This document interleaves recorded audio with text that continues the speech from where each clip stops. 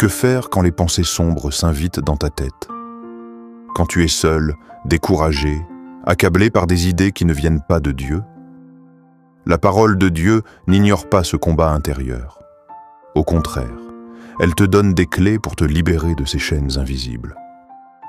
Alors aujourd'hui, on va ensemble découvrir comment te défaire des pensées négatives, non par la force humaine, mais selon la puissance de la parole. 1. Identifie la source de tes pensées. La première chose que tu dois faire, c'est discerner d'où viennent ces pensées. Toutes les pensées ne viennent pas de Dieu. Certaines viennent de ton âme blessée, d'autres de ton passé, d'autres encore sont des flèches enflammées envoyées par l'ennemi. Éphésiens 6,16 dit « Prenez par-dessus tout le bouclier de la foi, avec lequel vous pourrez éteindre tous les traits enflammés du malin. » Donc, si une pensée te culpabilise constamment, si elle t'humilie, te condamne ou te pousse à abandonner, elle ne vient pas de Dieu. Romains 8,1 dit « Il n'y a donc maintenant aucune condamnation pour ceux qui sont en Jésus-Christ. La condamnation constante est un poison de l'ennemi, pas une voie divine. » Deuxième, rappelle-toi que tu es une nouvelle créature. Quand tu donnes ta vie à Christ, tu n'es plus défini par ton passé ni par ce que les autres disent de toi. 2 Corinthiens 5,17 affirme « Si quelqu'un est en Christ, il est une nouvelle créature. Les choses anciennes sont passées. Voici, toutes choses sont devenues nouvelles. » Mais l'ennemi va essayer de te ramener à l'ancienne version de toi-même. Il veut te faire croire que tu es toujours cet homme ou cette femme sans valeur, incapable, pécheur, irrécupérable. C'est un mensonge. Tu n'es plus ce que tu étais. Tu es en train d'être transformé, renouvelé. Alors refuse de penser comme avant. Tu n'as plus à t'identifier à l'échec, au rejet, à la honte. Ta nouvelle identité est en Christ. 3. Remplace la pensée négative par une vérité biblique. Tu ne peux pas juste arrêter de penser à quelque chose de négatif. Le cerveau ne fonctionne pas ainsi. Il faut le remplacer. C'est ce que Paul dit dans Philippiens 4,8. Que tout ce qui est vrai, honorable, juste, pur, aimable, méritant l'approbation, ce qui est vertueux et digne de louange, soit l'objet de vos pensées. Tu as peur de l'avenir? Remplace cette pensée par Jérémie 29,11. Car je connais les projets que j'ai formés sur vous, dit l'Éternel. Projets de paix et non de malheur, afin de vous donner un avenir et de l'espérance. Tu penses que tu es seul? Jean 14h18. Je ne vous laisserai pas orphelin, je viendrai à vous. Tu te sens inutile? Éphésiens 2,10. Car nous sommes son ouvrage ayant été créé en Jésus-Christ pour de bonnes œuvres. Ce n'est pas la parole du monde qui libère, c'est la parole de Dieu. 4. Combat avec des armes spirituelles. 2 Corinthiens 10,4-5 est l'un des versets les plus puissants concernant les pensées. Les armes avec lesquelles nous combattons ne sont pas charnelles, mais elles sont puissantes par la vertu de Dieu pour renverser des forteresses. Nous renversons les raisonnements et toute hauteur qui s'élève contre la connaissance de Dieu et nous amenons toute pensée captive à l'obéissance de Christ. Les idées négatives peuvent devenir des forteresses, des constructions mentales presque comme des prisons. Mais tu as le droit et le pouvoir de prendre ces pensées captives. Ce n'est pas une image poétique, c'est un ordre. Prendre la pensée, l'amener devant Dieu et la forcer à se plier à la vérité de Christ. 5. Pratique la gratitude et l'adoration. L'un des antidotes les plus efficaces contre la négativité, c'est la reconnaissance. Quand tu élèves Dieu au-dessus de tes circonstances, tu diminues le poids de ce qui t'oppresse. Le psaume 42,6 dit « Pourquoi t'abattes-tu, mon âme, et gémis-tu au-dedans de moi? Espère en Dieu, car je le louerai encore, il est mon salut et mon Dieu. » Tu vois? Le psalmiste parle à son âme. Il refuse de rester dans la tristesse. Il déclare l'espérance, même quand il ne la ressent pas encore. Quand tu es tenté par des pensées de rejet, commence à louer Dieu pour son amour inconditionnel. Quand tu te sens pauvre, remercie Dieu pour les bénédictions invisibles que tu as. La vie, le souffle, la paix, la promesse éternelle.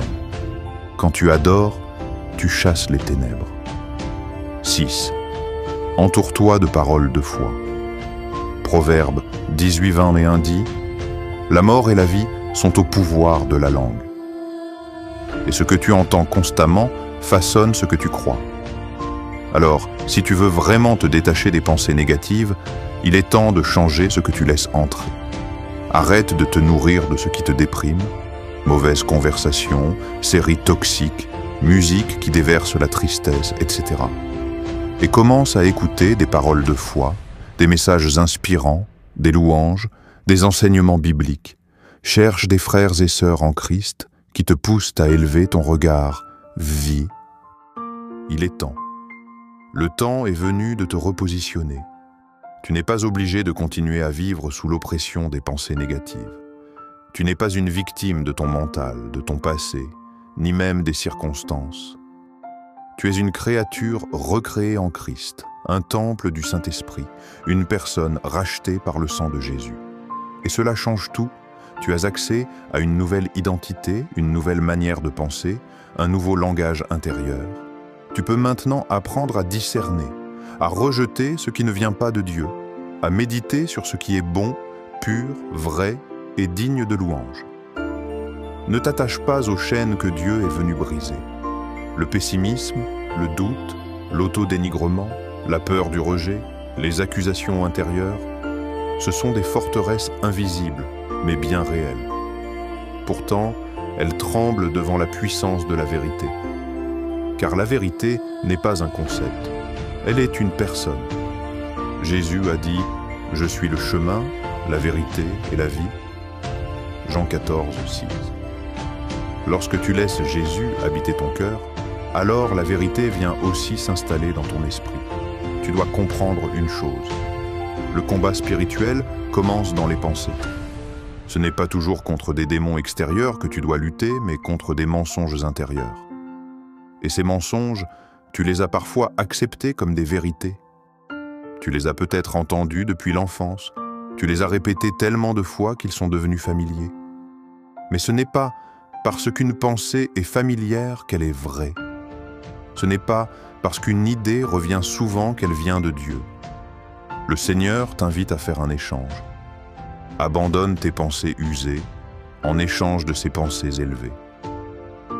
Dans Ésaïe 55, 8-9, Dieu dit « Mes pensées ne sont pas vos pensées, et vos voix ne sont pas mes voix.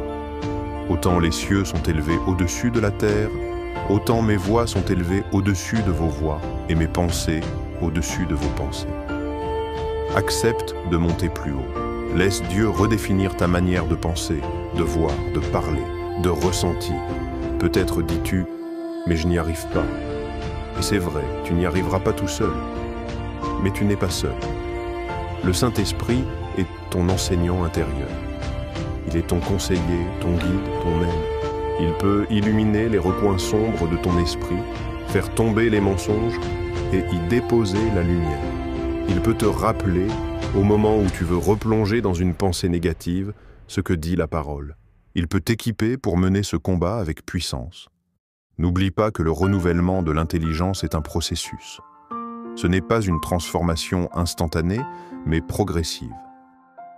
Il te faudra choisir chaque jour. Quelle pensée je nourris? Quelle voix j'écoute? Est-ce la voix de Dieu ou celle du doute? Est-ce la voix du Père ou celle du menteur? À chaque instant, tu as le pouvoir de te tourner vers la vérité. Ne méprise pas les petites victoires. Chaque fois que tu refuses une pensée de condamnation, tu gagnes du terrain. Chaque fois que tu dis non à une pensée de peur et que tu déclares une promesse de Dieu, tu affermis ton autorité spirituelle. Chaque fois que tu choisis de te voir comme Dieu te voit, tu avances vers la liberté. C'est ainsi que tu marches dans la lumière.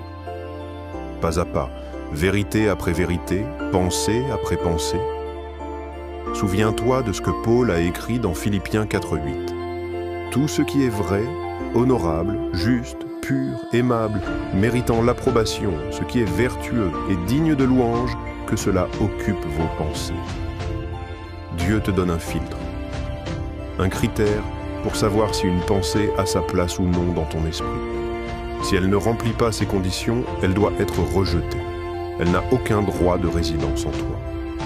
Commence à déclarer la vérité, même si tu ne la ressens pas encore. Tu n'es pas ce que tu ressens, tu es ce que Dieu dit. Les sentiments vont et viennent, mais la parole demeure éternellement. Alors, affirme chaque jour, « Je suis enfant de Dieu, je suis accepté, je suis pardonné, je suis plus que vainqueur, je suis béni, je suis appelé, je suis équipé, je suis aimé. » Plus tu proclames la vérité, plus elle s'enracine en toi. Et plus elle s'enracine, plus elle produit du fruit. Dieu veut que tu vives libre, libre de la honte, libre du rejet, libre de la peur, libre des chaînes intérieures que personne ne voit, mais que lui connaît. Il est celui qui guérit les cœurs brisés, qui restaure l'âme, qui renouvelle les pensées. Il ne te condamne pas pour les pensées que tu as eues.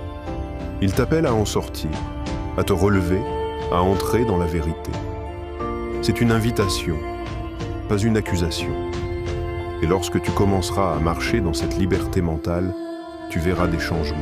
Ton langage changera, ton attitude changera, tes décisions changeront, ton entourage le remarquera. Ta paix intérieure deviendra contagieuse, car ce que Dieu fait en toi n'est jamais limité à toi. Il veut faire de toi un porteur de vérité,